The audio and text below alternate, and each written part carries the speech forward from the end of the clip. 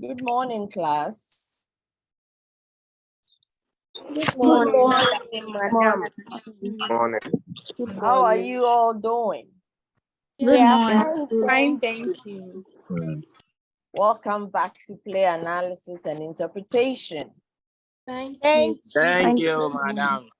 I'm Madam. hoping that we'll have a lot of fun this morning Thank and you, that madam. everybody has read. you. Okay, that's great. And I'm really loving the energy. Let's keep it up, okay? Okay. Okay, madam. Okay. So today we are analyzing a one-act play, The Genius by Horace Holley. And somewhere along the line, we're going to have a storytelling session. Okay, and I want you to participate. Just like you would when an old woman is sitting under a tree telling you a story, you need to be part of the storytelling, okay? So that you respond. I want to hear all the A and Ahs in the storytelling session. If you don't do that, I will stop telling the story. Do we have a deal? Yes, madam. Yes, please. Yes, madam. Okay. Yes, All we have a right. deal. So today our objectives are to look at the synopsis of the genius, go through the given circumstances, go through the background story, look at the plot, premise, the characters, dialogue, conflict, and theme or our own interpretation of the play. When you read this play, did you understand it immediately? Was it clear? No, madam. It wasn't clear. Read it like 3 times. Hey, somebody Yes, read more it like than 3 3 times. times. Okay. More than. Well, I mean that's a very good effort you've made there, where you go back to the text and read it over and over to try to make sense of it. It's really good, and you have no idea, by doing that, it increases your chances of gaining meaning or the meaning behind the play. And so I commend you for that effort. You should keep it up. As we go on, it will get easier and easier to, just pick up a text and break it down, because you would know what to do moving forward. All right. So let's begin with the synopsis. So a 16-year-old boy travels from New York to New England in search of an author whose poetry has affected him in a deep way. Through their conversation, the boy learns that the man has the secrets to an alternative way of living, which is different from what everyone else is doing. In the end, their conversation helps the boy to discover his purpose. Okay, so this is what the story is all about. The boy travels to see this man because he believes that this man has the answer to all the questions that he has. And at the end of the day, he gains a deeper understanding about life, and he was able to find his own purpose. All right. So from the play, you saw clearly at the top that the time of composition is 1922. Yes, it appeared there as the time of publication, but it is also the time of composition, especially if we don't have the benefits of knowing when the author actually wrote it and when it was actually published. And so whenever you find the time of publication of the play, and that is all the information you have, you take it as the time of composition as well. This is different from a play like Kobina Sechi's The Blinkers, where the play was written in 1915, but then it was first published in 1974. So you see clearly that the time of publication is different from the time of composition. All right, the time of action, which we have described already in our past lecture as when the play was set. And we have said that the playwright may be writing in 2023, but he could set the play in the 1950s. Okay, just to talk about what was happening around that time and to speak to certain specific issues happening around that time. And so in this situation, we do not really know when it was set, but we can guess from the situation of the characters that it was set in the early 20th century. And the time of composition or publication may be the same as the time the play was set. So they are talking about skyscrapers, they are talking about aeroplanes, so we can safely say that. But what is very specific about the setting is the season. The time of action is the season, that it happened in autumn. And it is what these Europeans and people in the US call their fall season. And it is normally between September. So September, October, November is their autumn. And some of these things, they are normally not clearly explained in the text. So what you do is to just pick autumn. What season is autumn? You just Google it. And then you begin, Priscilla. I can see Hello, Priscilla's madam. hand up. Hello, Priscilla. Yes, madam. Please, I wanted to ask a question. Okay, go ahead. Yes, about the time. You said it was during the composition time. No, I said, You said it was during the time of publication. Priscilla, I want to know exactly what you're asking.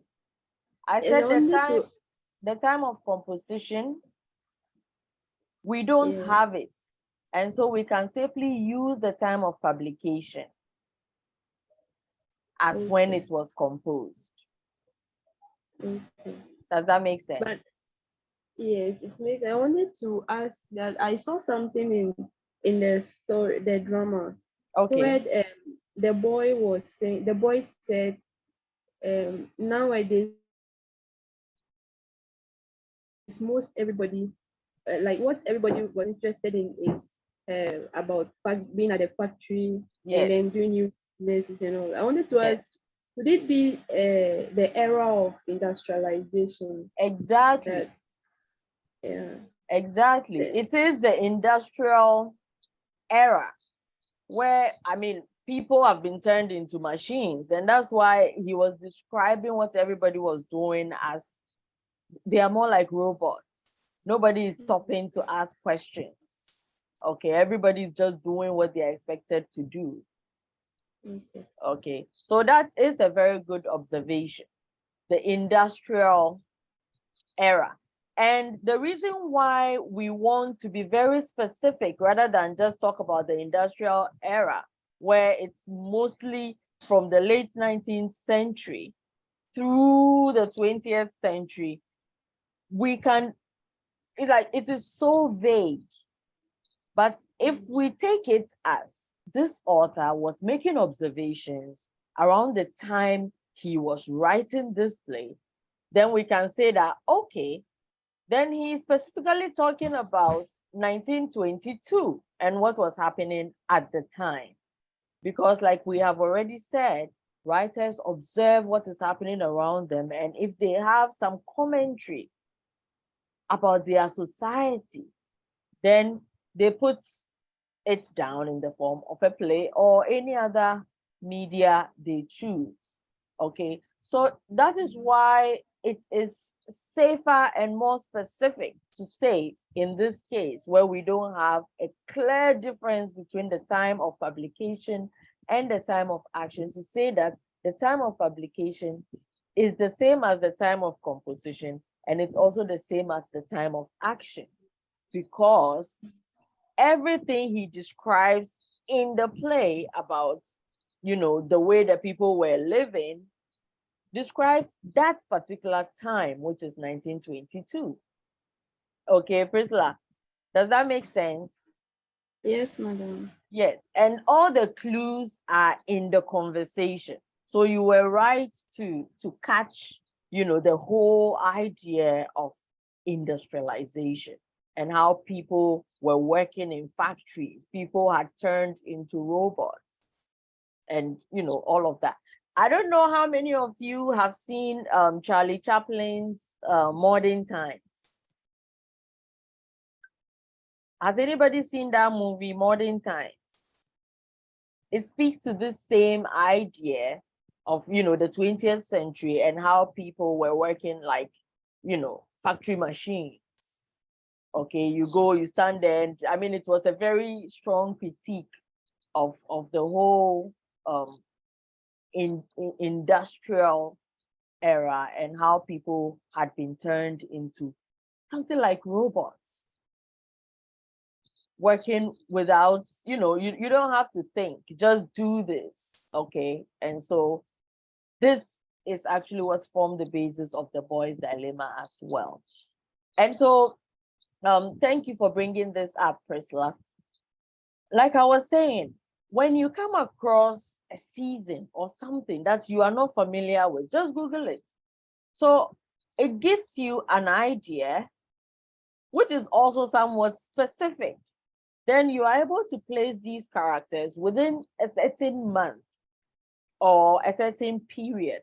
So you can safely say, okay, so this time or the time in which these characters existed or exist, of course, they are constantly existing because they are characters. It's 1922 and it happened between September to November. It gives you some certainty in thinking about these characters. And then we also know that the dramatic time is a few hours. It is from morning till lunchtime. And through the conversation, we get a sense of this. Because the boy meets the man when he was on his way for his morning walk. And then by the end of the play, they were having lunch with the lunch package that the boy had brought. And so it gives you a sense of how long it took from the beginning of the play to the very end. Does that make sense? Yes, Yes, madam. Okay. Yes, please. And we also spoke about place as part of the given circumstances. We have the general local and then the specific local. So the general local, if you want, you can be even more general before you come to the general. So the general local is the US. Now, how many of you thought New England was in the UK? Me. Okay, yeah, it makes sense, right? You've seen New England. Oh, I mean, England. It's England. It is in the, but as analysts, these are some of the things I want you to be doing. When you find something within the text, I want you to look into it. Just Google it and ask, where is New England? And then it helps you to understand the character of the boy even deeply, because if this 16-year-old can leave his country to another country in pursuit of meaning and understanding, then there's something extraordinary about this boy, wouldn't you say? Wouldn't you say so? Yes. Yeah. we will. Uh-huh. But Yes, madam. thank you. But New England is actually in the US. So it's like moving from one state to another. Yes. Oh, really? You are Yes. analysts. You are analysts. So you find something, don't make assumptions. Okay. Just go and find out. Where is this? Okay. Go and find out. It is actually in the US. And so we know that this boy moved from one state to another. He moved from New York to New England, still within the same country, in order to pursue truth. or understanding about his dilemma, about the modern way of living. Okay. And we know that the specific locale is the front porch of a small farmhouse, right? And it is described as having stone flags that lead to the road. It's more like these pavements that lead to the road. And the yard is careless, but has a comfortable lawn with 2 or 3 maple trees. And so this is another thing you can do. That front porch could look like this. I just had to Google the description. Okay. So I go like front porch of a small farmhouse. And you have so many pictures. Just look at it. Oh, okay. It could be here. This is where the man could have met the boy. Or this is where the boy could have met the man. It creates visuals in your mind that helps to cement your understanding of the story. And this also makes your reading very active. It's like you are having certain associations to what you're reading that is deepening your understanding. If you read it just abstractly, you are alienated from the story. You don't see anything. It's like you are reading blind. And that does not help your understanding. And so these are some of the things you should, this is a trick. You know, you see a scene description, go and Google to find and go to the images to see what comes up, and then try to create a visual of what is being described in your mind. And I wanted to have the maple trees with a lawn that with a yard that is so careless. Look at these dried leaves all over the place. It's unkept, right? It's careless. And so this picture gives me something like that. I can see the maple trees and it is in autumn. So you can just type maple trees in autumn at a farmhouse. Okay. And something like this comes up and you go like, oh, it may have happened here. And you can even picture the boy and the man standing somewhere in front. Of course, I mean, this one doesn't give you the porch, but you can make do with this porch. Okay. And try to just see them having that conversation. Now, if you're able to visualize it, it becomes a story you can relate with. Okay, you can relate to that story. I can see if Thea Boatima, your hand is up. Let's hear you. Hello, Ifya. Or was it a mistake? If it was a mistake, let me know. The hand is still up. Ifya Boatima, we're listening. Madam, please, it was a mistake. Oh, are you sure you don't want to tell me anything? Yes, please. Okay. So you can lower it. Okay, lower your hand. Thank you. Yes, so when you are able to have a visual, then it helps with your understanding. And so this is a little trick I want to teach you so that as you are reading a play, as the scene is being described, you don't just keep reading without any mental image of what is happening. Begin to type some of these descriptions. That is why some of these tools are there. That is why the internet is there. This is a useful way to work with the internet, to try to create a mental image of what you're reading so that everything you're reading makes sense to you. Okay, so even though you may not have done something like this, I'm hoping that moving forward, you would use some of these techniques in order to truly engage with the story. Would you? Yes, ma'am. Okay. Yes, please. Yes, madam. All right. So the society, we have looked at time, we've looked at place, now the society. Let's begin with relationships. Now, we know that there are just two characters. Well, including the dog, there are three characters in the play. The dog doesn't say much, but he does a few things, and we are even aware of his temperament.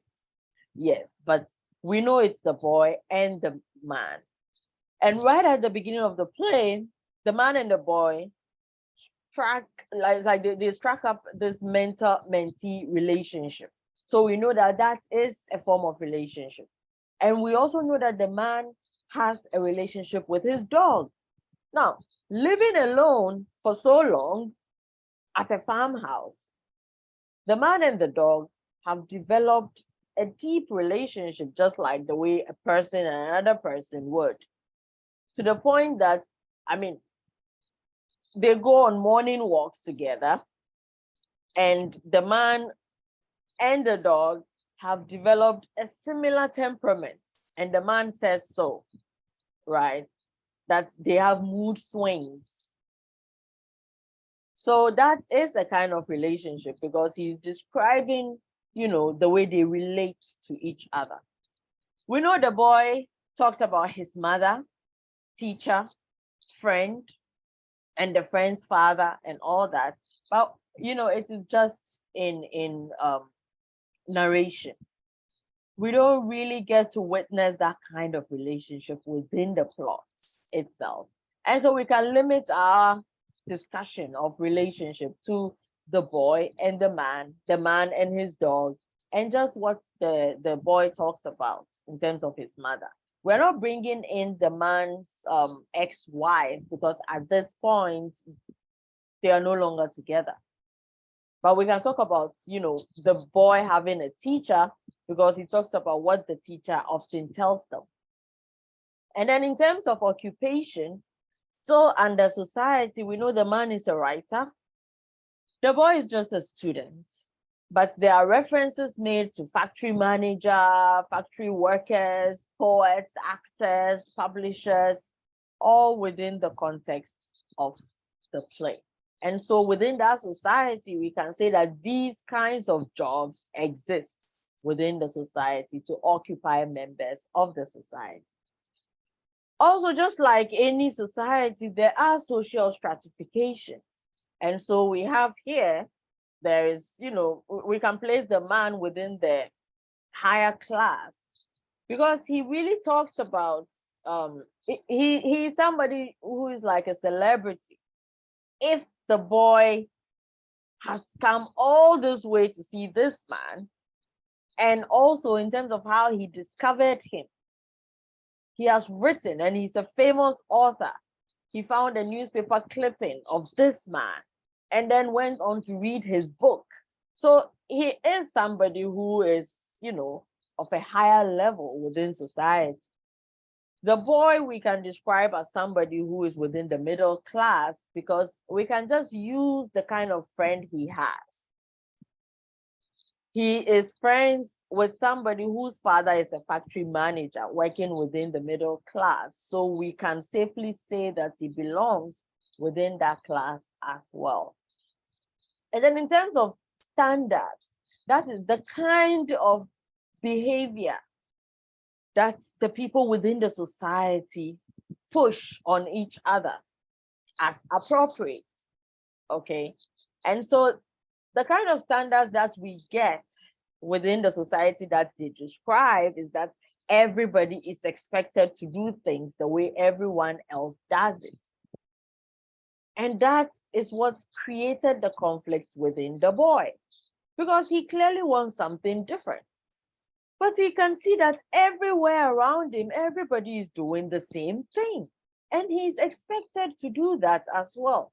If you just move away from this boy society and just look at our own society, we can say that this boy society of 1922 is very similar to our society, where like everybody must toe a certain line, else people will begin to question, why are you alone doing things this way when everybody is doing things this way? This is safer. This is what everyone is doing. You should just do it. Okay. So it's like it's a characteristic of society to want everybody to, just be uniform, follow what we have all tried and tested.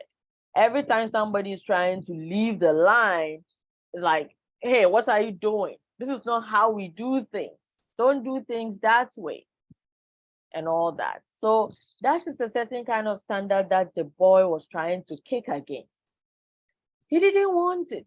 And he felt that there was something the man could teach him about discovering things for himself, discovering his own purpose, and going outside of that box that society is trying to force everybody into. All right. So moving away from society, we can look at the economy. It is clearly a capitalist system. Individuals are working and earning their money, individuals in control of the means of production. Okay. Everybody is doing certain things in order to earn money. And then you have those who are controlling the factories and, the bigger companies that has the masses working for them under various conditions. Okay. Both favorable and unfavorable, desirable and undesirable. And when this boy looks at it, he goes like, there's nothing really I want here. I want something different. Okay, so within this economy, you have all those occupations I spoke about before.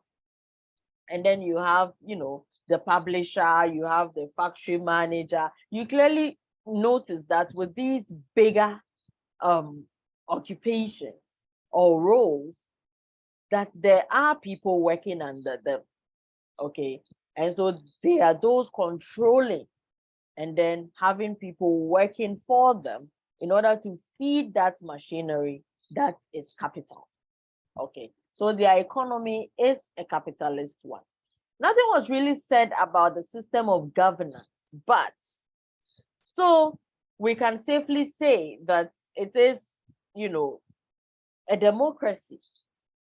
And one way to truly be sure is that, writers don't write, outside of a specific context per se. Of course, you can have people writing fantasy, but fantasy is still based on what is real, what is familiar to all of us. That is how we can even relate to it in the first place. But we can, just look at the US system in 1922. It was still a democracy.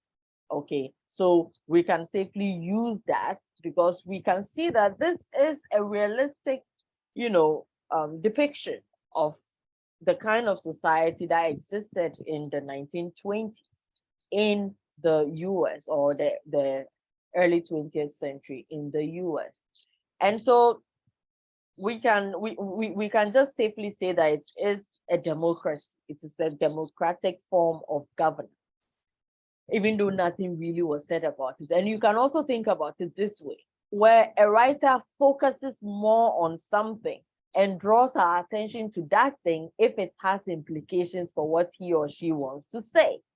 But in this case, it really didn't matter. But this is for our own understanding of the context. So we try to tease some of these things out so that we can understand the context very well.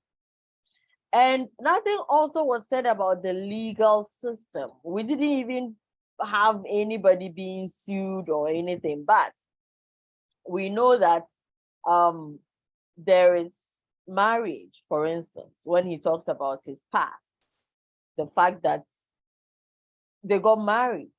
And so it created a legal bond, which may require, some form of divorcing from the system to separate them. And then we can also safely say that the contract between him and the publisher, which was forced on him by his ex-wife, I mean, there could be a legal document that says that he was supposed to produce a play, okay, which he couldn't honor and had to run away. So some of these things are just inferences based on what's, what's happening. But you can see clearly that it wasn't that important to the playwright for him or for him to spend so much time explaining the details. Plus, it is a one-act play. There's only so much information you can force into a one-act play. And so he's very stingy with what he exposes to us. But clearly, the point he was trying to make is made by the end of reading the play. Does that make sense? Yes, madam. please. Yes, madam. Yes, madam. Okay. All right. Yes, Madam Rashida. So in terms of learning and the arts, we know that every society has its own system of knowledge transfer and even has its knowledge workers and all that. Look at us. What kind of relationship are we sharing here? Knowledge. Exactly. It is a student-teacher relationship, okay? And we are transferring knowledge to each other, you see? So we have a formal system of education. Of course, there is the informal one. There are so many things you are learning in various places. You are learning from each other as friends. You are learning from your parents. You are learning from other non-formal contexts. All of these are ways of knowledge transfer. Within this system, we know that there's formal education because the boy is a student and he talks about his teacher and some of the subjects he was learning. He even talks about the way his teacher describes how philosophy and other subjects come into being. Okay, through that process of somebody having an idea and then working on that idea and then turning it into like a formula. And then later it becomes something that everybody can refer to. Okay, so there is a formal system of education within the play. Susanna, can you mute yourself? There is feedback coming from you. Susanna, mute yourself, okay? All right, so another form of knowledge transfer is, it's more like apprenticeship. And also this mentor-mentee relationship that this boy established with the man. Because he has traveled, Beatrice, AJ, your hand is up. Yes, madam. Let's hear you. Please, can we also say that the boy traveling to the old man to find answers to his dilemma is a form of informal education? Exactly. Okay. Exactly. You have just, taken what I was going to say a step further. That is it. Okay, By thank you. going to him, he has gone to learn. And he left happier and more fulfilled because he has discovered his purpose through the man's informal direction. The man listening to him, the man shining a light on his confusion and all that, he has taught him something. So that's a good one. All right, so in terms of the arts, we know that the arts are everywhere within our society. I'm sure wherever you are, even this morning, you may have heard some music, okay? You may have seen a painting or a sculpture somewhere. All of these are parts of our human society. And it is a way we express ourselves. It is a way we show our appreciation to the beauty of nature and everything, to the point that we try to imitate or try to create something abstract so that we can appreciate it. Somebody once said that our ability to appreciate art is actually what separates us from animals. Okay, but you haven't seen that cat who is so fond of a painting before. Yeah, but anyway, this is something that we do as human beings, okay? And so we know that within the play, there is appreciation for poetry, for playwriting, for acting. And we can also say that there is appreciation for the arts, because we know that if there is a thriving theater industry where a young playwright like the man, when he was 21, can produce a play in which his now ex-wife acted in it and became so famous and all that, if there is a performance, it means that there is an appreciating audience. Okay, and they purchased it, they appreciated it, they patronized it, they go there to see it. So we can safely say that there is appreciation on that level. But also, the boy hinted at something that, I mean, it is just in passing. Okay, yes, the man is a poet. His poetry touched the boy so much, but it doesn't mean that it is everybody who appreciates the man's poetry. You have so many of them in the factories. And from what the boy hinted at, in terms of, okay, I think now my mother will understand, it seems as if he was facing some, difficulties trying to convince his mother that there is an alternative path for him rather than what everybody is doing. And so these are inferences we can make and back it up with this, thing that the boy has said, and talk about how we can use that to support our claim that maybe there is some form of resistance against his choice of what to do with his life. Okay, so in terms of the arts, we can safely say that. Now, in terms of spirituality, like I have told you last week when we were discussing the given circumstances and all that, all you have to do is think about our society and some of the things that we appreciate, some of the things we do, like art appreciation. We know we have relationships. We know we live within a certain economic and political context. All of these things, characters have them as well. And on Sundays, people go to the church. On Fridays, people go to the mosque. On other days, people go to their shrines. I mean, there is a certain understanding that there is something higher. There's something more than just our material realities. Okay, so how does this exist for the characters within the play? We know that Recording in progress. Please mute yourself if you're not talking to me. There is feedback coming from, okay. The reference to the Old Testament, just quickly brings up the idea of the Bible, okay, in your mind.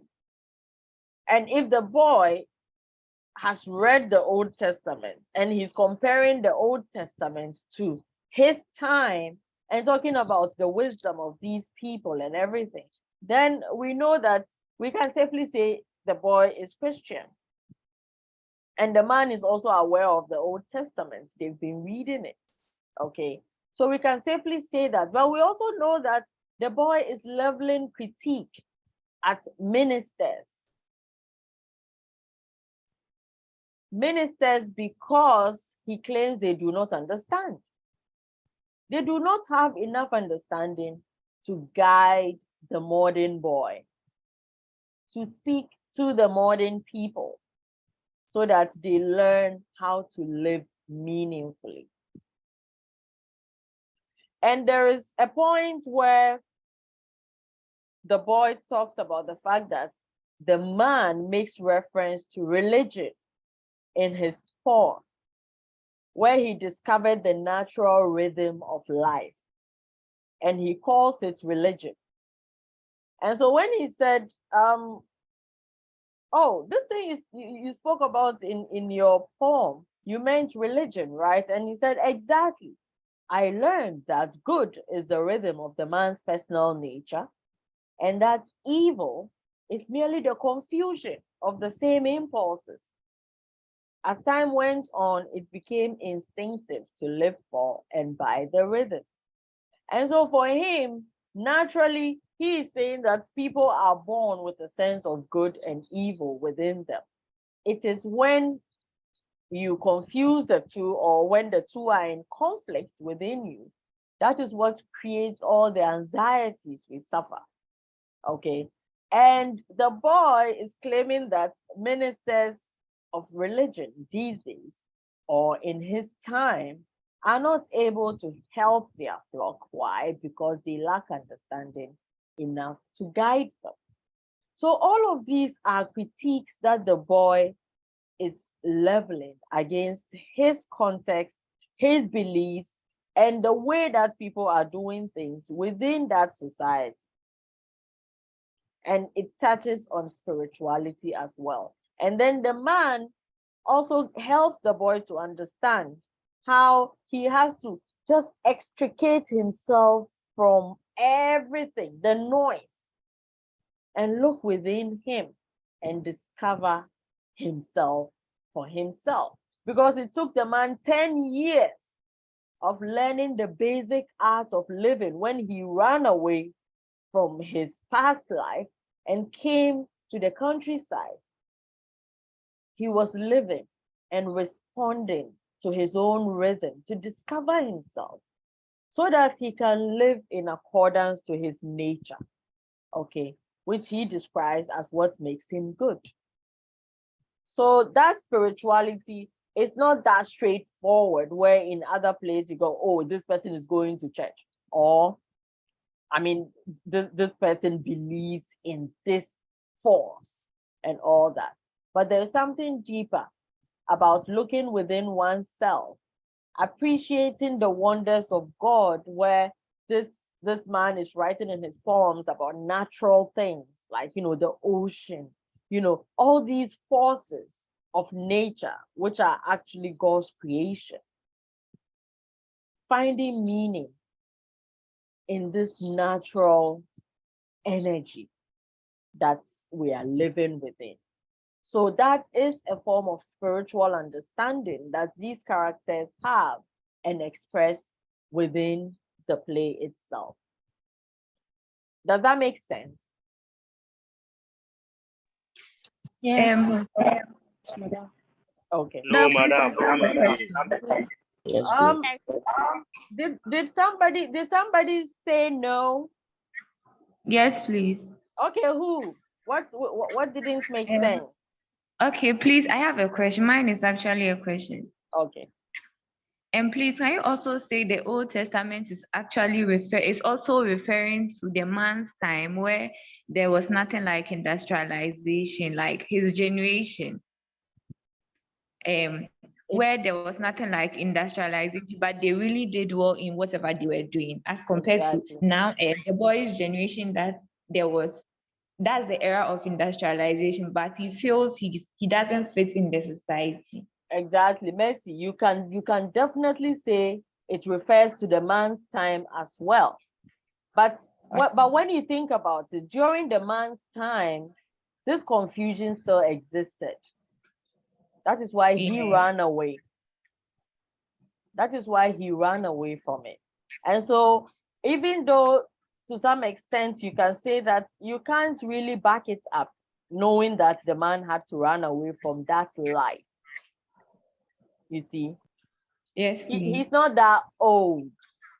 Yeah. So he's still living within the same century that the boy is living in. Yeah. You see? And so if both of them are referring to the Old Testament, we can indeed say it is the Old Testament. But we can say it is the old way of doing things. So you were right in saying before the whole industrialization. Okay. All right. You are right to say that. And I remember there is this portion in Kobnasechi's The Blinkers that talks about the old ways that our fathers did things, made them happier and healthier. And Kobnasechi was not talking about the Old Testament. He was talking about the people of old and their wisdom. Okay, so you are definitely right to say the old ways, and it can go as far as, just before the industrialization, or as far back as the era of the Old Testament. Okay. So it's Okay. still, yeah, it still makes sense. All right. Thank you. Welcome. I saw a few hands up. Priscilla, did you just speak to me? Priscilla, were you the one who just spoke to me? No, I Oh, just okay. raised my hand. Okay, Priscilla, let's hear you. Okay, so madam, please could we also say that pressure from the man's ex-wife actually pushed him to go to the countryside, to New England? Yes. Because for this woman in the text, the man was telling the boy that for the woman, she was only interested in being the wife of a great man. Yes. The wife of a genius, which I also see that the man is not, even though he likes to write poems and drama, he's not that much interested in being that kind of a genius that the wife wanted him to be. Yes. So I think the woman was actually pestering him. You should meet this publisher, you should do this, you should do that, so that you can become a genius. I think that was what pushed him away from, because he couldn't bear the pressure anymore. Exactly. Priscilla, you are absolutely right. And do you know who society is? Society is you. Society is me. Yeah. Society is the combination of all the individuals, you interact with. And so in this case, the society was the wife who was giving him that kind of pressure. And he was talking about how everybody, right when she played the role, everybody was like, oh, it is a match made in heaven. You have to. So everybody was just giving him pressure. And now the pressure became so narrow because now he's in a marital relationship with her, and it is her ambitions that she was trying to live through him. So of course, it was the pressure came through the wife, but it was the wider society and its expectations on the man that pushed him away. So I mean, that's a good point you've added there, Priscilla. I can see, is it Vito or Vito? It's Vito, madam. Hi, Vito, let's hear you. Okay, thank you, madam, very much. I'd want to add that. Oh, Vito, I didn't hear that part. I think your connection is poor. Can you please type? Can you type your question?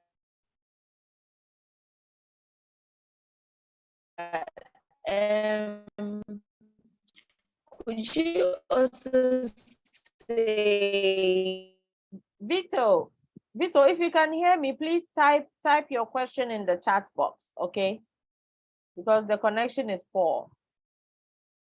All right. Doris. Hello, madam. Hi. Okay, sorry about that. It's Vito. Okay, Vito, let's hear you. Okay, so madam, please, can you say that after the woman gave the man pressure and the man went to the countryside to discover himself, it was also through that he was able to write other poems that would say made him a genius in whatever he was doing? Because I think that aside everything that happened to him regardless, he brought, like, it made, like, the thing made him more famous. Or can you also say like that? Like, because he discovered himself, like new giftings, things in him he didn't know himself he could even do. Yeah. Because he had to accept his mistakes and all that. So I think that with also what happened to him on the other side brought a good impact on him. So can you also put it like that? Yes, definitely, Vito. Thank you for your views. Of course you can. You see, it's not really what happens to us. It is how we respond to what happens to us. Okay. And how did he respond? He could have just succumbed to the pressure and just done what they wanted. And then what would become of him? He would die miserably because he has said he just couldn't handle it. He was a wreck. But do you know there are people who are living today a wreck because Yeah. they are not able to say, no, I don't want this kind of life. I'm moving away from it so I can discover myself. So what the man did is actually his own response to the pressure he was getting. And of course, if you stop listening to people and look inward to try to discover yourself, that's when you discover your genius. And so you are right to draw such conclusions. This doesn't necessarily mean that the pressure, those giving him the pressure did the right thing. No. It is not a positive thing, but it is actually to his advantage that he responded positively. It took him 10 years of not doing anything, just trying to discover who he is. And by doing that alone, he was able to find his genius. Okay, so of course, that is right. Please, if you are done, could you lower your hand so that I can see the ones who are yet to speak to me? Okay. All right, so Vito, thank you. Doris. Yes, madam. Doris Nate. Yeah. Yes, madam. Good Let's morning. hear you. Good morning. Please, how are you doing? I'm well, oh, thank you for asking. Oh, see, she's been courteous enough to ask me, and that means a lot. So go ahead, okay? Okay, madam. The last time after I read the play, I got certain understanding or certain theme from the play. Okay. That was on the side of the man's wife. Okay. I see that even though his first play. Why? Who is speaking? Vito, can you mute yourself? Doris, go ahead. Okay, so I see that somehow the man's wife is also a genius, but in my point of view, because she saw at the first trick what a genius or a great man this man would be in future. So she was like brilliant enough in her own cunning ways to get herself a hold of the man, to get married to the man, and to actually for real. And I think like even because the way he forces the man to write more of what he does. Oh, Doris. Doris, I like the way you see things. It's interesting. So cunning and like, hey, how can you just see how somebody will become in future? That you want to. It's called an opportunist. Okay, someone who is an opportunist is always looking out, and what she was doing, it wasn't for him, she was doing it for herself. Okay, so we are reading the story from the man's perspective. Okay. So from the man's perspective, she was an opportunist who was trying to drag him to his grave, forcing him to do things that do not sit well within him. He's not capable of producing on demand, but she wanted to use him to rise to fame. Now, that is a character that I don't think you would want in your corner, because that person is not going to act in your interest. The person will always work you like an oxen so that they can benefit.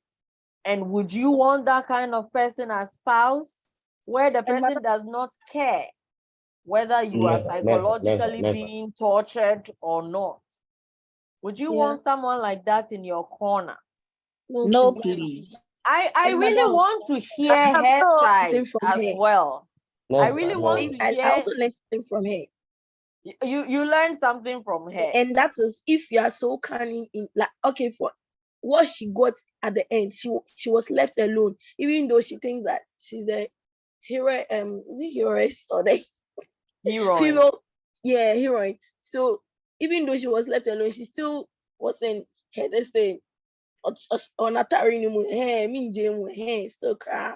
Yeah. Even if he left me, so you'll be left alone. Doris, I get where you're coming from. You have to look at it holistically, because right now, all we see is a caricature of her. We don't have the benefits of seeing her full story.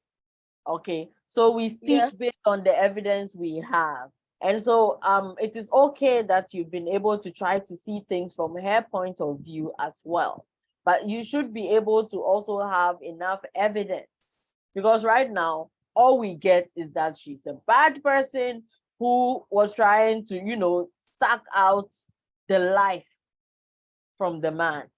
But we need the full benefits of the story to be able to tell it from her point of view. At this point, we don't have it. All we have is what the man is telling us. And so we are working it out so that we can understand where the whole story is headed. All right. So I think if you have more questions, you should hold on. Let me go through, and then when we get to the end, you can bring them up. Okay. And I may even cover some of the things you are bringing up if they are questions. But then if they are contributions, and questions as well, note them down so that when I get to the end, we can, just have a fun time discussing them.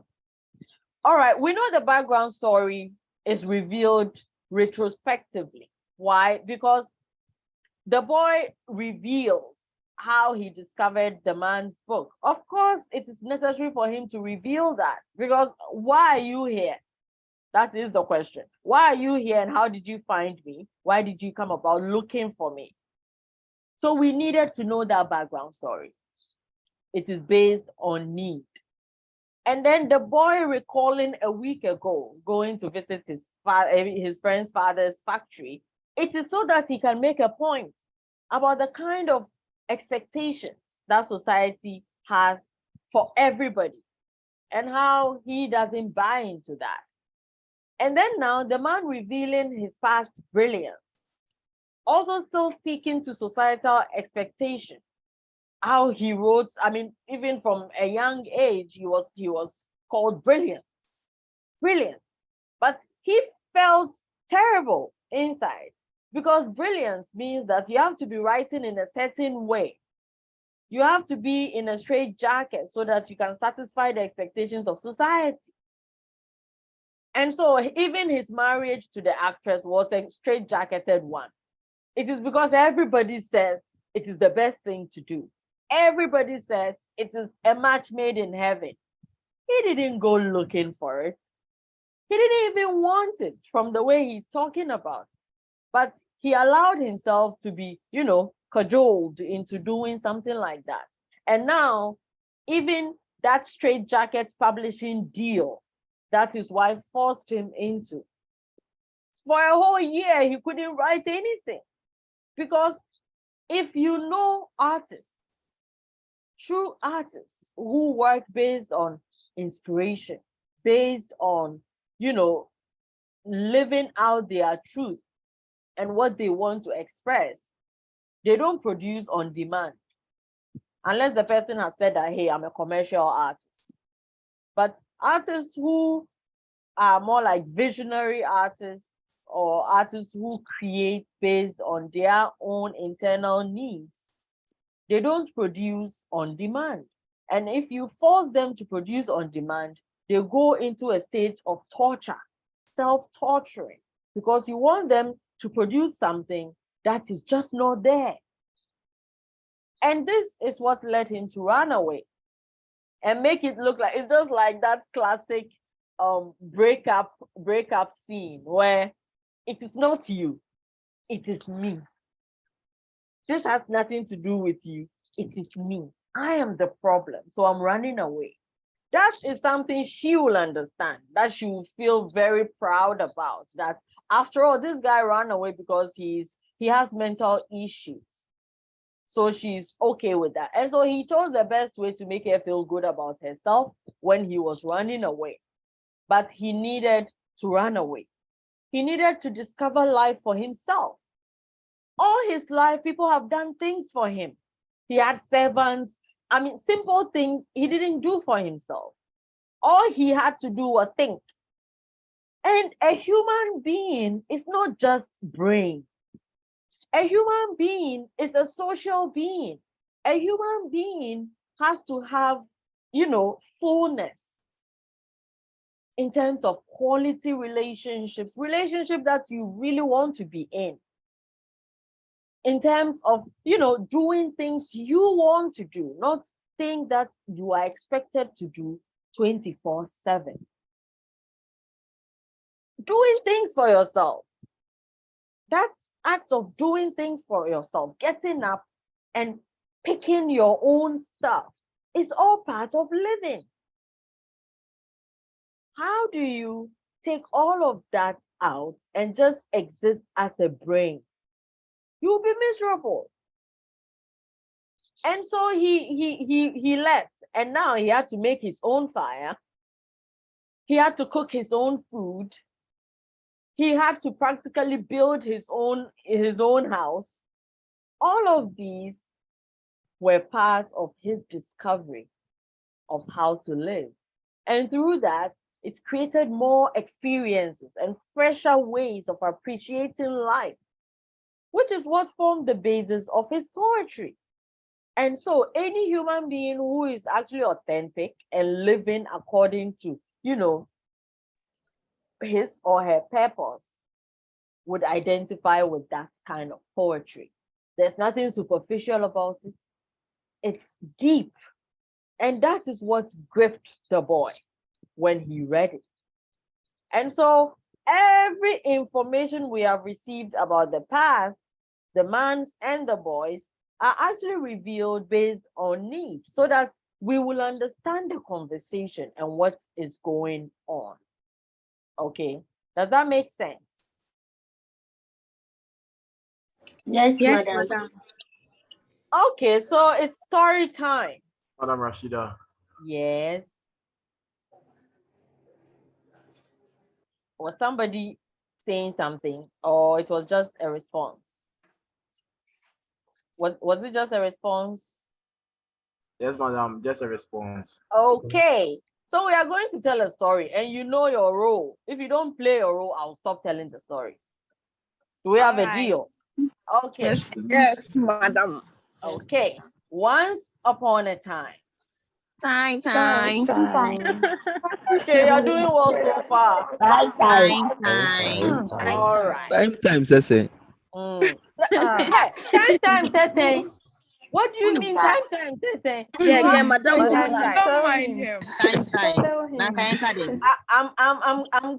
I'm going to remove you from the storytelling Remove session. him. I'll remove him. Please remove him, madam. Okay, let's go on. Don't mind him. All right. Once upon a time. Okay. If you like, don't say the time. Time.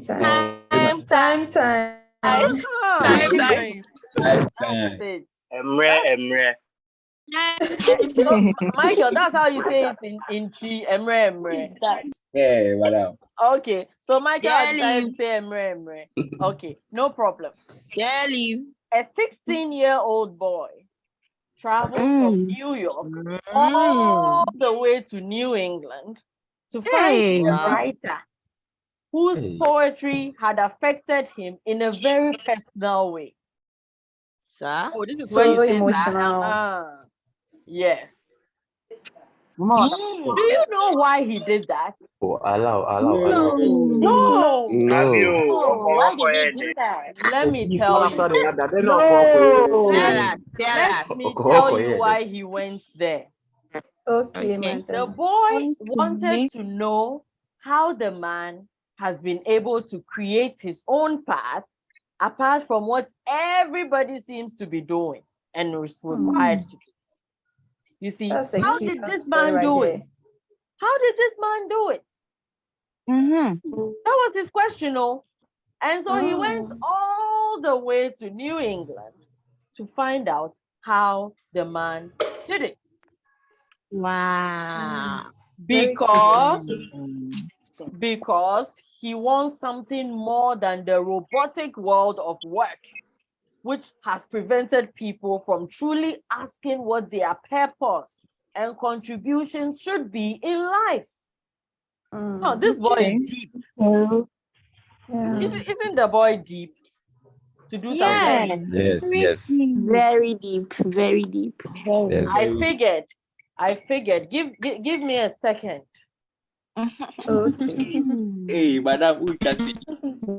I have to chat tea for this storytelling session. I have to chat tea. Yes.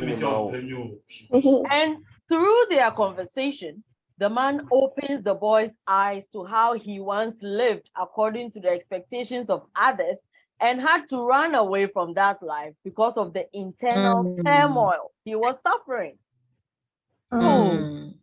Yes. He tells the boy about his past and how he grew up being told he was brilliant. And then at the age of 21, he wrote a play which received critical acclaim. I mean, I can only imagine how he felt. Everybody was like, wow, this is brilliant. You are a genius. Amazing. This is brilliant. And then through that brilliance, he married an opportunistic actress. Pressure giver.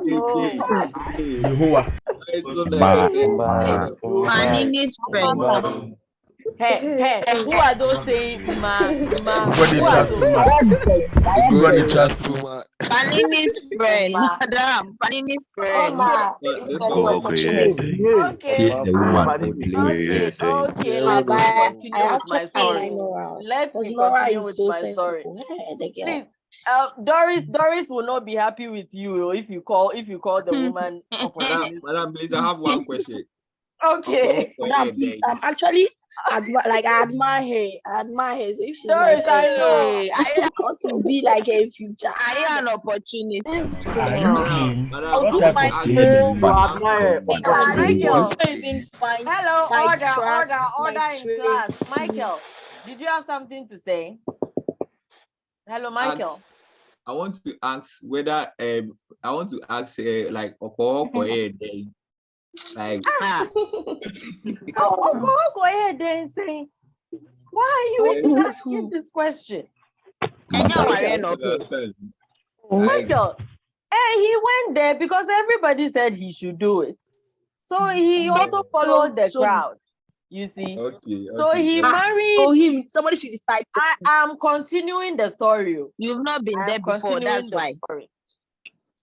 And so he married an opportunistic actress who intended to use him as a ticket to affluence and fame. When he could not take the pressure to produce works on demand any longer, he left her for the woods. Good decision. When he isolated himself from all external expectations, he began to truly experience life and discover his own voice, his purpose, and express himself. Okay. That's great. And Doris said it is the wife who has helped him to do that. So Doris wants to see it that way. That's fine. Okay. That one, we all know that it's a lie. It's a lie. Okay. No, I mean, it's okay to disagree with her. And so I'm coming to the end of my story. In the end, the boy discovers his purpose. That is to find a way to end poverty. Wouldn't that be so remarkable to be able to end poverty for all time? Yeah. Yeah, that is the purpose that the boy discovered.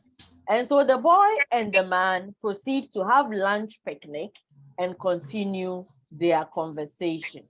This is the end of my story.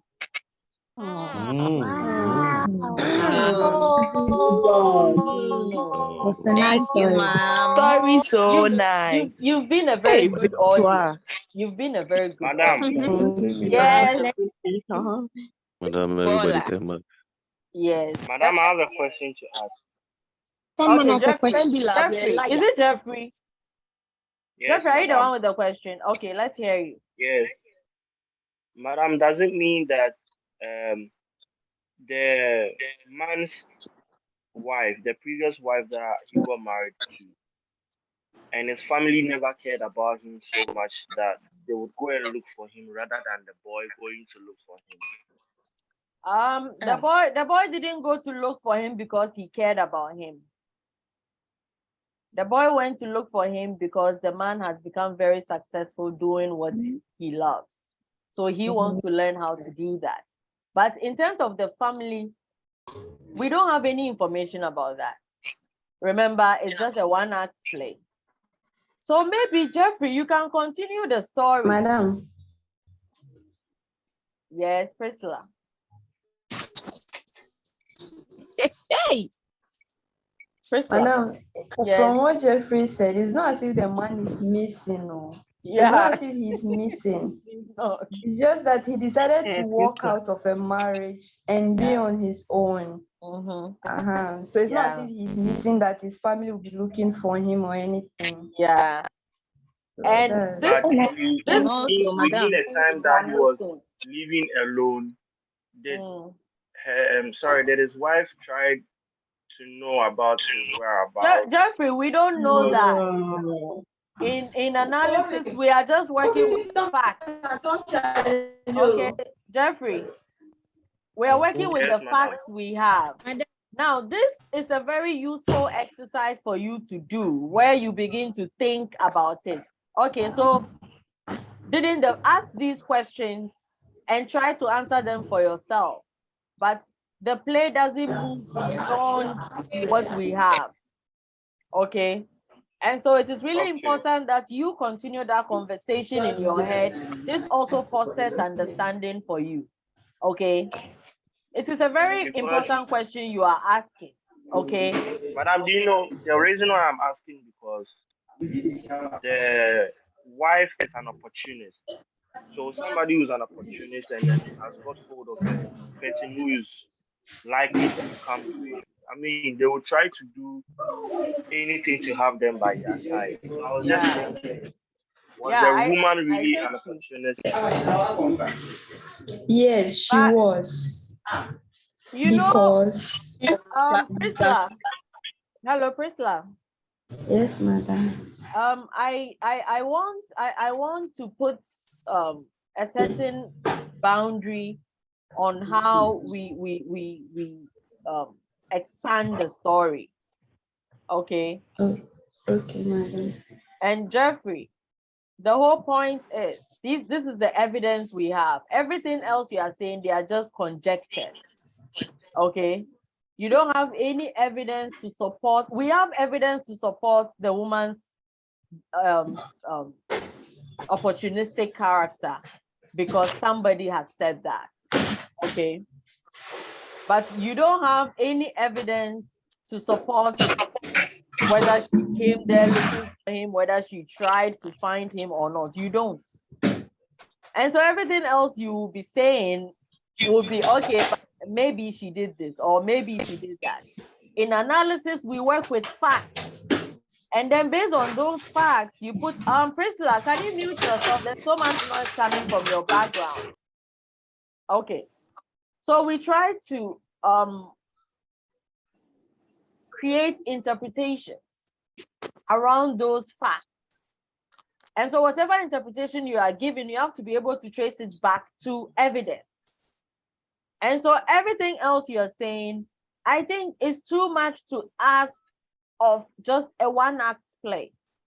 If he were to expand it to a full-length play, all these details would have come in.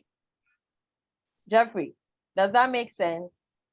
All the attempts he may have made to find him, whatever it is, before they will finally leave him alone and all that. But this is not unheard of. Ralph Waldo Emerson actually at some point left to live in the woods.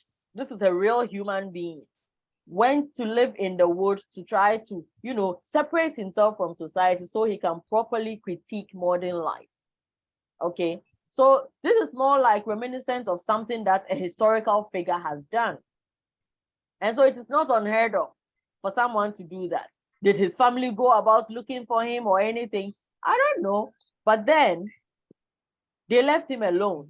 And from this story, the evidence we have is that some way, somehow, he was left alone to find himself and to begin to write according to the dictates of his own nature, rather than what others are told to him. This is the evidence we have. And this is the evidence we can safely make reference to rather than conjectures. Okay? This is really important. That whatever it is you are saying, you are able to trace it to evidence within the text, rather than parts of the story that have not yet been written. Okay, this is really Madam. important. Yes, who is speaking? Madam, please, is Vito. Vito, okay. Madam, please, to add to what you are saying, I want to say that let's not blame the woman or the man too much, because I think that the man, they themselves, after they met each other, it is happening in our current life and among ourselves. You see, sometimes we get carried away by let's say our status in life, and so sometimes you could see that you would see that let's take movie actors for example. They could act a movie. You see that two people act a movie, and then at the end of the day, they end up falling in love with themselves. And come to think about it, I think that the man himself, one, he didn't know what he wanted in life, because I don't think you would wait for you to be hearing the views of people, for you to hear that somebody will tell you, go in for this lady, and you go in for the lady. So after what people were telling him, and then he did, he later went in for the person. I think they both fell in love from the start. They fell in love, and then later, after living together, then he realized that no, this wasn't I didn't do the right thing. Madam, I want Okay. please, No, we are not. Hold on, all of you. Put your points down. At the end, we will talk about it. Okay? Because I don't want us to spend all the time talking about the decisions they have made or which they have not made. Okay? Before we actually go into the heart of what we need to discuss today. Let's finish, and then we can use the rest of the time to discuss all the things you want to say about the characters. Okay. All right. So in terms of plot, we know that the story is written in a simple linear plot in one act. It's just one act. There's so much that could go into this if it is expanded into 3 acts. Then all the characters will be properly fleshed out. Then you can really get to know them. Okay. And so boy meets man at his front porch on his way for a morning walk. The boy asks questions and eventually discovers an alternative path driven by his purpose in life. It is a simple plot. And I mean, it's just one act. We know that it is made up of a conversation between 2 people with a goal. And remember last week I told you the goal is the premise. Without that goal, they could just be talking and they can talk forever. Okay. And so the premise is what? What is the goal? Finding one's purpose leads to meaningful living. Finding one's purpose leads to meaningful living. And so you can see it in the way the man has left everything behind to go and find himself and to write in accordance to what is meaningful to him. And the expression on his face when the boy meets him is that of deep calm. And that is something. That is something. He even shows, it shows in the picture the boy saw. The boy said, now there is a man who seems outside this whole circle of confusion. There is a man who seems very satisfied with himself. And the playwright describes the expression on the man's face as that of deep calm. And so there is something about living purposefully, living meaningfully, rather than being tossed here and there by the dictates of others and the impulses that we allow to come to us. Okay, and so this premise, which is the goal, has been manifested in the life of the man himself, and then also in terms of why the boy came to see him. And so who are these 2 characters? The man is an author, and he's described as somebody in his early 40s. He stoops a little, but not from weakness. Okay, and the expression on his face is that of deep calm. He has a dog called Rex, and the man describes himself as somebody who has mood swings, just like his dog. And he seems to be an honest man because he said something about the past, which led him to run away, that there was an honest streak in me somewhere which hated deception. Okay, so maybe the marriage itself was not going so well, but then they are putting up appearances, and the woman is forcing him to do things for her own benefit, and he just couldn't take it anymore. He couldn't keep up the deception anymore. He just had to run away. So this is something we can say about his character. And then there is the boy. He's about 16. He's a student. When we first meet him, he was carrying a parcel, which later turns out to be lunch. And when he came, Faith, can you mute yourself? There's noise coming from you. He seems to be looking for the man's address.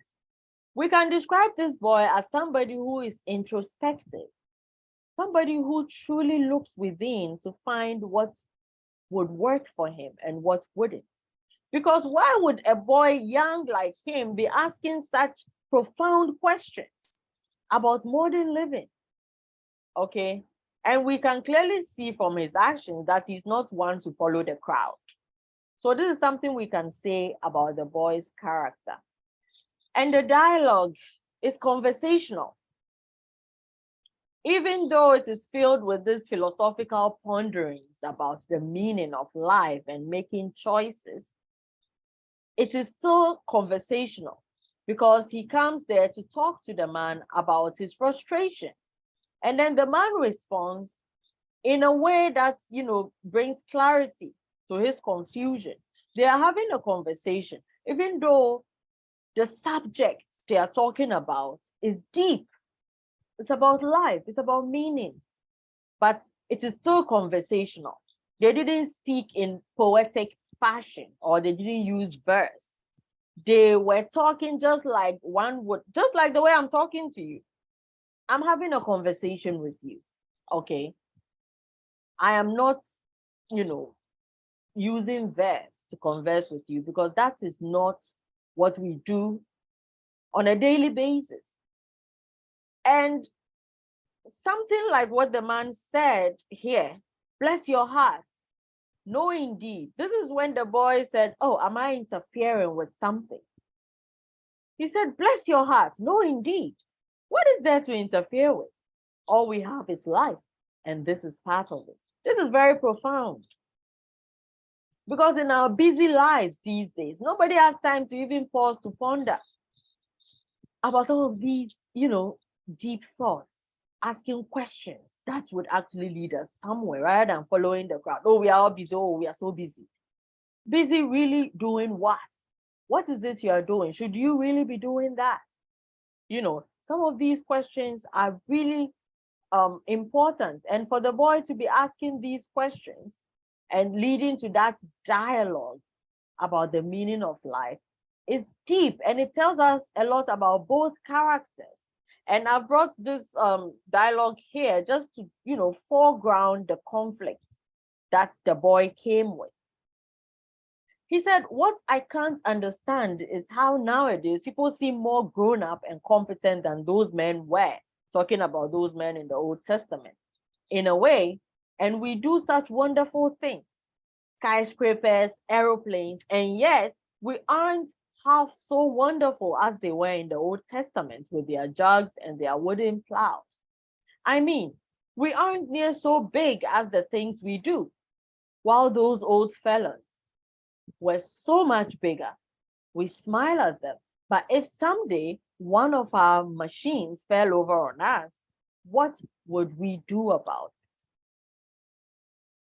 And he goes on to talk about how people are not asking these questions. Everybody is just doing as they are told and as everyone else is doing, like toe the line. Okay, yeah, just toe the line and you won't have any problems. He said he doesn't know what to do if he's not a part of it. But the man asked him something very important. What will become of you if you are a part of it? He says, well, everybody I know is a part of it. So how could they tell me what to do outside of it? This is a very strong question. If everybody is part of it, it is the norm. So they don't have that benefit of, that bird's eye view to really look upon what they are doing and question it. And look outside of it and say something meaningful and ask ourselves, is this the best way to do things? He is criticizing the modern life where parents don't have time to talk to their children anymore. Fathers are too busy working in the factories to impart any wisdom. And this boy have to travel all this way in order to get some wisdom from someone, when it is the natural job of the parent to do that. But why? They are busy in the factory. And he says he's been wondering about this for a year. This also tells me a lot about this boy, that he's very deep. He's very introspective. He said, before then, when I was just a boy, the world seemed so full of everything. But now it seems to have only one thing, that thing or nothing. Then one day I saw a photograph of somebody that somebody had cut out of a Sunday paper. And I thought to myself, there's a man who seems outside, entirely outside, and yet he has something. It wasn't all or nothing for him. And I wondered who it was. Then I found your book with the same picture in it. You bet I read it right off. What is this boy's conflict? Everybody is doing it. I don't think it is right because the results are not desirable. Everybody seems tired. Parents are constantly working. They don't have time for their children. Nobody seems to really know how to live meaningfully because everybody is behaving like a machine. Yet, we are all expected to be part of it. But what is the alternative? He is scared because if he doesn't toe the line, he might fail. He doesn't know what else to do if he doesn't do what everybody else is doing. And then he discovers this man who is doing something different. He's a poet. Yet he seems so content. He seems even very successful at it. And so he needed to speak to that man. And then the man tells him, the Old Testament, they did get hold of things, didn't they? It is because they pondered. They learned in the very simplicity of life, they learned its meaning and how to live. But at the end of the day, with all the skyscrapers and everything, with all the discoveries, without purpose, everybody is like a machine, doing the same things. Geniuses are not becoming geniuses because everybody has become an assembly line machine. Now, the boy said something about the Old Testament and the tree. He said, I prefer to sit under the tree. Why? Because it reminds me of the Old Testament, of an old man sitting under a tree and imparting wisdom to younger ones. And so it is more like what he came to do and what the man offered him was just like the Old Testament, where young people learn from the older ones and they leave stronger and happier after talking to them, after just revealing their confusions about life. The old man doesn't say much, but the boy leaves stronger and happier because of the wisdom he imparts. And then through that conversation, the boy discovers his purpose. Says, I wondered if somebody couldn't work out a way of preventing anybody from being poor. It seems so unnecessary with so much work being done. That's what I want to do. Now he has discovered his purpose. And so whatever he will do will align with that purpose. Okay. And so when we are thinking about the meaning of this play, what is this play really about? It is a critique of modern life, of human advancement, a critique of capitalism. We seem to have it all, but it is in the hands of a few. There are so many people working, but only few people are rich, actually. People are working, but they are having to work every day over and over and over, exchanging their time for money. So they don't even have time to live. They don't have time to really explore what is truly their purpose. They don't have time to nurture their children into coming into their own purpose and living meaningfully. And so everybody is poor for that matter, because the poverty is not just in terms of material things. There's also poverty of wisdom and understanding. We don't seem to have a hold of things like those in the Old Testament did, even though we seem to know more and more through scientific and technological advancements. We don't know how to live like they did. And so there is material poverty where people are constantly working and earning and producing more and more, but earning less.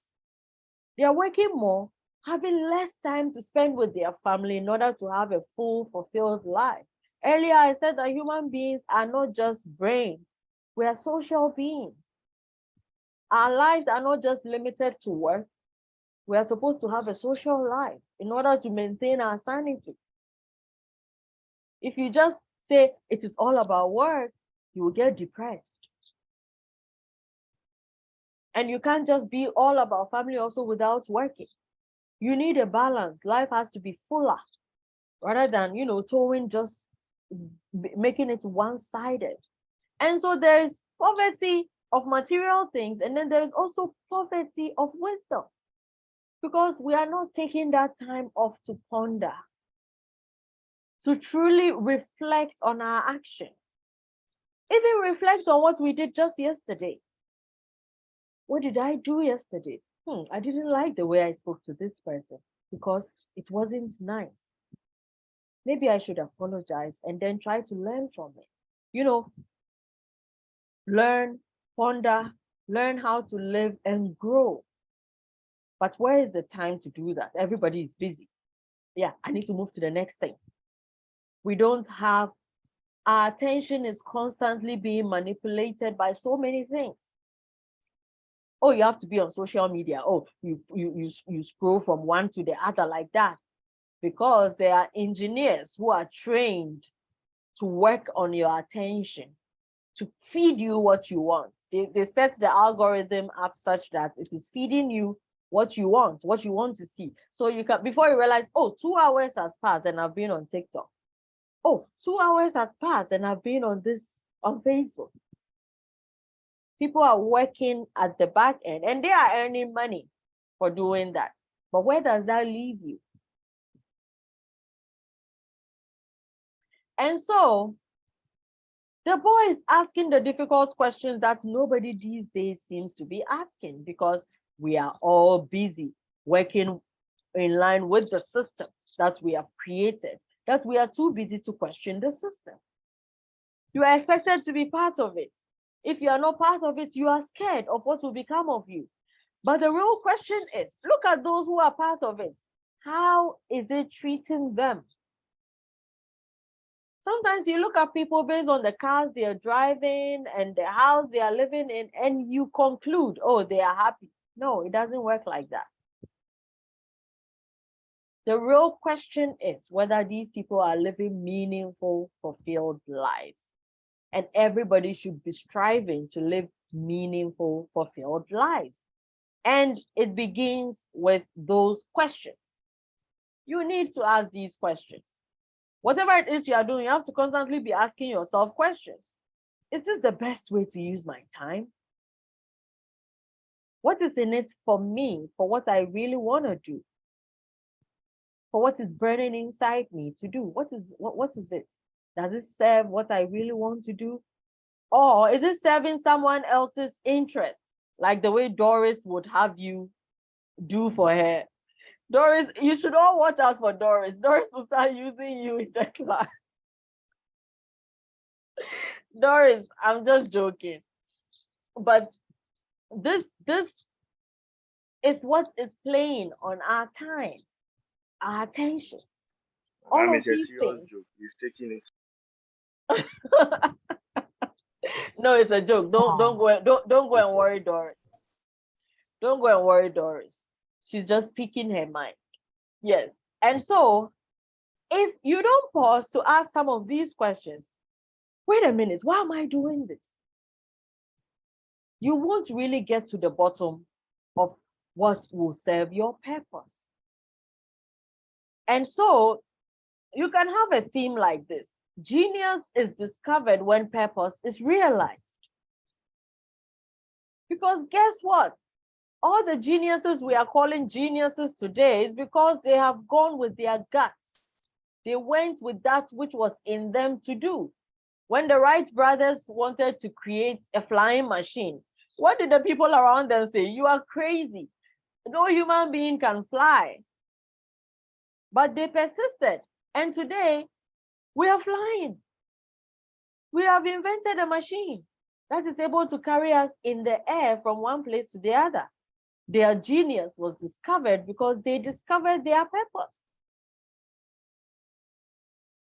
Okay, there are so many, Thomas Edison said, oh, I can actually harness electricity and bring, lights in homes. Oh, it's not possible. Several others have tried before you. He persisted, failed over and over and over and over and over again, and then finally discovered it. There was something in him that said, this is my purpose. It is my purpose to bring electricity into people's homes. And he said that, and he persisted, and he did it. You can name so many people that we have called geniuses today in technological discoveries and all that. You can name them. It is because they dared to get out of the circle. They dared to step outside of it. It is very, difficult to get outside of it because, like the boy asked, everybody is part of it. How can they, advise you right? Everybody will say, come back into the circle. Don't try to leave. This is what we all know. But normally, the genius that is inside you is only yours. Okay? And you discover it when you discover your purpose. And then you pursue that purpose and realize that purpose. People see that purpose that you have realized as your genius. Okay? And so if I were to write an essay, this is just an example of, this play, a proper analysis, I'll say those who challenge the status quo can change the world. An analysis of the genius by Horace Holley. This is a topic that I would pursue if I were to write an essay on this. And so this is supposed to give you an example so that when you are thinking of coming up with a topic to write about, you actually couch it this way, rather than just, an analysis of the genius. But the topic should be able to tell me what to expect in that analysis. And the idea I'm putting forth here is those who challenge the status quo can change the world. And so the one reading my essay knows that I am going to address this claim that I have made by using what is in the genius, the play, by looking at the characters and their decisions and their actions and all that. Like I have told you in our very first class, and even last week, plays are not just plays. They teach us about life. This thing that Horace Holley has written in just one act took decades to learn, to discover the truth about life, meaning, meaningful living, purpose. But he has put it within 6 pages. And we have the benefit of getting this knowledge without having to live our lives and discover it at the end of our lives. No, we have to learn it. We have to learn from it. Make it a part of our experience. Let it guide the way we are living our lives and the way we are doing things. Whatever it is you are doing, you have to look at how you can learn in order to pursue your purpose using the skills you are acquiring in what you're doing. Constantly asking yourself, whatever it is you are doing, you can pause in the middle of it at any point. Should I be doing this? How does this serve my purpose? Which means that you need to be introspective to discover that purpose. Everyone's own is unique. Watch your actions, watch your steps, watch the things you are drawn to, and make notes for yourself in order to discover who you are and what makes you tick, and then develop it so that wherever you find yourself, people clearly see you shining because you live out your purpose in whatever space you find yourself. If you are somebody who brings calm and peace to people, wherever you find yourself in any conversation, you are able to bring that to bear because you know who you are. Okay. And there's so much you can do. You don't have to just do what everybody is expecting you to do.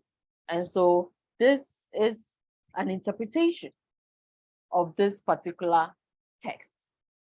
Does it make sense? Yes, madam. Yes. Very much. Yes, madam. Yes. So Madam, now, It makes them inspired. okay, I'm glad it is sipping into your consciousness, and some of you are inspired by it. Very inspired. You should learn from this, okay? Learn from this. Yeah, You are really getting learned a you are lot getting from this story. you are getting more than 2 things actually. You are getting to earn a grade in a course, but then what is most important to me is how it shapes you and helps you to as a person. Okay. All right. So then now let's hear all those questions you had at the beginning. Now we have achieved our objectives for today. So Yes, let's hear you. If I haven't please addressed the questions you should ask. Okay, Beatrice. Madam, my question, you address it. Hey, who is it? The suggestion. Vito. Vito, Madam, what did you say? Madam, I was saying that let's not blame the man or the woman because in our current life, it's even happening. People get to fall in love with people that they don't really know. I remember what you said. They go to the point that they let people tell them what to do. Even when we even come to school right now, for example, there are people on campus where they have friends and there is this guy, the girl is not too sure, but their friends will push them, okay, I think he's a cool person, and you end up going in for him and you realize that it's not a good thing for you. So I think that was what the man did. Though people were pushing him and then he went in for it, he realized himself that no, this is not me. Was he this is not what I want. Jeffrey. Oh, should I say let's say he was forced a bit because he was listening to what people were saying. That it will be like a perfect match if you marry this person and all that. Yeah. And so he also went in, he also saw the idea, okay, I think it will be good and it will help me. Where he didn't realize that the lady is only in for, let me say, his achievement or something. So I think after he discovered himself and everything, he realized, no, I think this one will not help me. That was when he left or ran away, and that also helped him to discover himself more. All right. So, Vito, it's madam. So it's a lie. I No, what Vito is saying is very important. And this is where I'll take the opportunity to advise you all. It is important to not judge people harshly. You have to try to be patient with people and be patient with yourself, because really, it is difficult to live with all the distractions, and you wouldn't know what is right to do in certain circumstances, okay? And so peer pressure is real. Societal pressure is real. And so even though somebody didn't hold a gun to his head to do it, there is that kind of pressure that is even worse than a gun to your head. Because here is the man who is told that, oh, you are brilliant. Okay. Celebrities will tell you how this whole thing works. All of a sudden, there is a machinery around you telling you how to do things, what to do, what decision to make, date this person because it's good for your image. And all of these things are happening at the same time. And you end up making the wrong decision. But what we should learn here is not about blame games, as in, oh, it is the fault of society or it is his fault. It is about retracing your steps. It is about when you discover, there is a point where you say no. You have to be able to say no at some point, and then retrace yourself, your steps like the man did, to make amends so that he can be on the right path that brings him meaning and fulfillment. That is what matters at the end of the day. It is not the bad choices that he made before. You have to look at where he has ended up based on the decision he made to make amends. That is important. And so when you make a bad choice, don't chastise yourself for life and remain in it. So, oh, I made a terrible choice. And then you keep beating yourself. One thing you cannot change is the past. No matter what you do, tear your hair off. You can't change it. And so you have to be forward thinking, but learn from the mistakes you have made in order that you are able to move forward more informed and wiser. Okay, which is what the man has done. And even though he's living alone, he addresses the boy's question that when the boy said, oh, but you are not interested in marrying again. He said, no, that's not it. When he finds the right person, he will, because the right person will multiply him.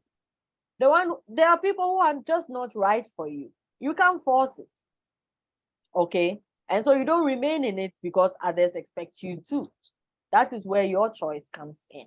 All right. So thank you, Vito, for bringing. Thank you, madam. I'm sure you like my assignment. Yeah, okay, I can't wait. I can't wait to read it.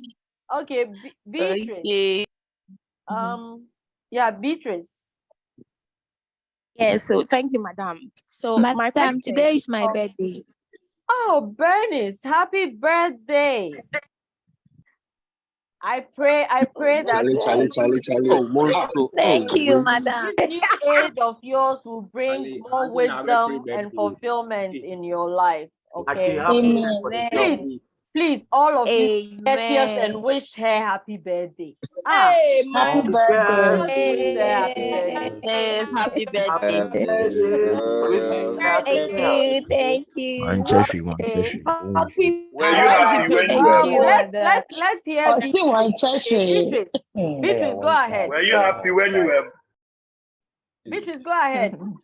Okay, thank you, madam. So please, from what has been discussed thus far, is it safe to conclude that the boy is somehow a younger version of the man, in the sense that both ran away from societal pressures to carve their own path or find their true purpose? The boy didn't run away though. The boy just visited to ask the man questions, and he will go back. Because the man actually was careful to tell him that he doesn't have to leave everything behind to isolate himself like he did. He did, okay. His was necessary, but the boy didn't have to. Because if he's aspiring to be a poet, I mean, it is in the thick of living itself that you gain material, and that's what he told him. So not necessarily. But thank So you. can we say they somehow share similar perspective on life? Oh, they do. We can say that because you see, when you find someone who shares a similar view as you connect with the person. And it is at that level that the boy connected with the man when he read his poems, you see. So we can safely say that. Okay. All And right. talking about themes, can we say introspection is a theme of this? You have to expand it into a statement. What are you saying about introspection? That's why I gave you this example. Okay. So you have to introspection is the basis of finding one's true purpose or genius. That is a good statement. Okay. Every theme has to be in the form of a sentence or a statement. So please don't just write introspection or love or opportunist. No. Okay. So please learn this from this class. Every theme that you write about must be in the form of a full statement, making a claim about something. Okay.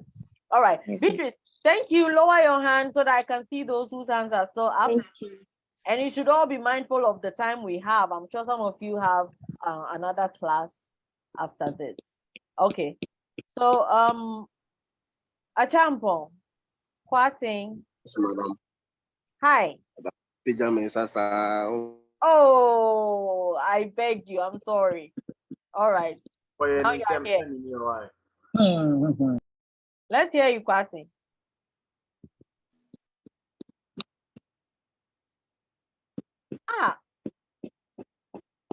Is Kwating speaking? Oh, the network. Okay, Kwating, if the network is worrying you, just type it, okay? Type it in the chat box. Let's see if there are questions in the chat box. Madam Doris.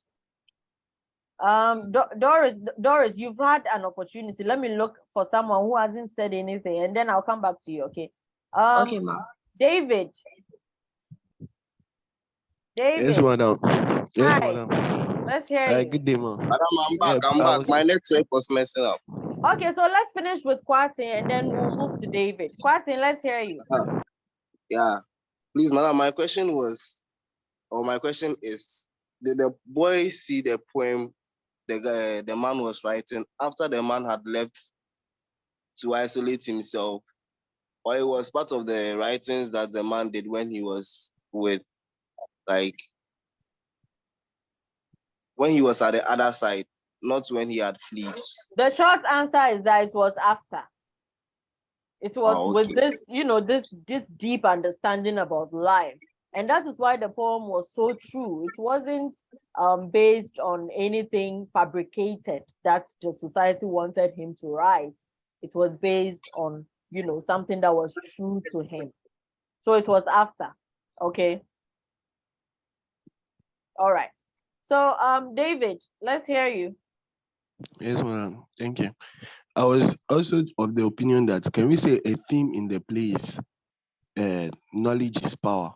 Because you can see that the dynamism in their conversation was quite different, and they had a different approach of conversation. I don't know how I can put it in words, but can we say knowledge is power is also a theme in the play? Yes, we can say that. And if you have found specific instances to illustrate this theme, then of course, because it is based on that knowledge that the man has discovered who he is. And then now the boy is coming to tap into that knowledge in order for him to discover his own purpose and live it out. So David, absolutely. Okay. Madam. Thank you, madam. Madam, sorry to interrupt. Sorry to interrupt. Who is this? Why didn't you change your name? 305. What's your name? Gabriel. Gabriel, next time write your full name so I can refer to you. Okay, let's hear you. Okay. But I just wanted to ask if those of us who have classes can exit the class. Oh, definitely. That's why I wanted to just end this. Yeah. But Okay. Gabriel, thank you so Yes, much. madam. Go ahead to your class because our class has actually ended. We are 6 minutes into after our class. So this one is just Okay. bonus. Thank you very Okay, much, madam. Okay, Madam, bye. please. Yes, When, Vito. madam, please, when you are giving like a theme and then like what he said, Yes. knowledge is power. And so if you want to like expatiate it, can you quote like a statement in a play to add You up have to make it like to make it sensible? You have to. You have to. Okay. So knowledge is But you power. have to add If you say knowledge is power is a theme, that is when you begin to discuss why it is a theme. That's where you bring in the characters, their situation, and then you quote various statements and put page numbers there where, I mean, to illustrate, just like the way I have presented quotes here to illustrate what I was saying. Okay. But if you are putting that theme there as your topic, you can say knowledge is power and then an analysis of Horace Holley's The Genius, something. Okay. Okay. So Madam, Thank you. so, all right. madam, Yes, a champion. madam, please. So even though they both had the same ideology, the guy or the boy didn't get the exact answer he needed from the man, but although he still got to what like would define what he was looking for, but he didn't get the exact thing he was coming for, like the exact answer he was coming for. Is What it makes you true or think he false? didn't get what makes you think he didn't get what he came there for? Yeah. Oh, Madam, there please come must have again. been a reason. No, I'm asking, there must have been a reason for your saying that he didn't get what he came there for. What makes you think so? Because he came to ask the man about life and what the fact that people see things this way and that way. But the man told him that was the it's okay. The man actually uses life to explain things better to him, and so yes, what you are vividly. saying, I think that is it was. Kwadi, if you have followed this lecture very well, you would have seen that the boy got what he came there for. So That's why he I uses think failed relationship to I think you explain. should go back to the video, listen, and then maybe you understand it. Okay. All right. Now my Petra, question. there's Petra. Petra, are you there? Yes. Yeah, hello. Okay. Yeah, Hi. so please, can you also say that the plot is a complex plot? Why is it a complex plot? Okay, so we know that for linear plot, the play unfolds in a chronological order. Yes. And with complex plot as well, it also unfolds through an internal logic and casualties. Are you talking about causality? Sorry? Yes. You see, a linear plot flows just like a complex plot, but then within a complex plot, there are other elements to the plot, like recognition of something you didn't know before in the plot itself. This one is a simple plot. It's not complex at all. Okay. It's not complex at all. It's so simple. It just moves from one point to a goal. That's it. Okay. And they didn't even move. They're in the same place. It didn't move forward. There aren't different scenes even. It's a simple plot. Okay. Thank you. Okay. The last question, the last hand up is Doris. Doris, did you have something to say you haven't said before? No, yeah, and actually heard you say, I wanted to ask if the boy went to meet the man. I said his reason for coming to New England was the man, or it was coincidental. Oh, he purposely came to see the man, and he has said it. He said this from the beginning of the Even the quotes I read said he had to come and see the man. And said that's why he's there. So when you are reading, like you have to be very careful to note their reasons, their motivations, and the statements they are giving to why they are acting the way they are doing. Okay, this has been a very refreshing lecture. And I'm hoping that just like the boy, you are also leaving happier and refreshed. Yeah. Yes, auntie. So yes, I'll see you next week, Lord willing. Next week we have another exciting one-act play to discuss. Okay, madam. Madam, but do you know that the class is so interesting? If we had it face to face, it would have been more nice, pal. You see? Madam will give us It's the best. Oh, listen. It's true. Madam, I think this is the best Zoom class we've ever enjoyed. Like seriously, Madam, this is the no. best Zoom class we have ever enjoyed. I can't show you things. Okay. If it's face to face, I can't show you things. The last time I was even at N Block, I couldn't anything. Some of us will Madam, it's true. Like this is the best Zoom class ever. Okay, thank you very It's much. okay. Bye. Bye bye. Paula, why are you going to come back? All right, bye bye. It's like Paula, come back. aggressive. Paula, come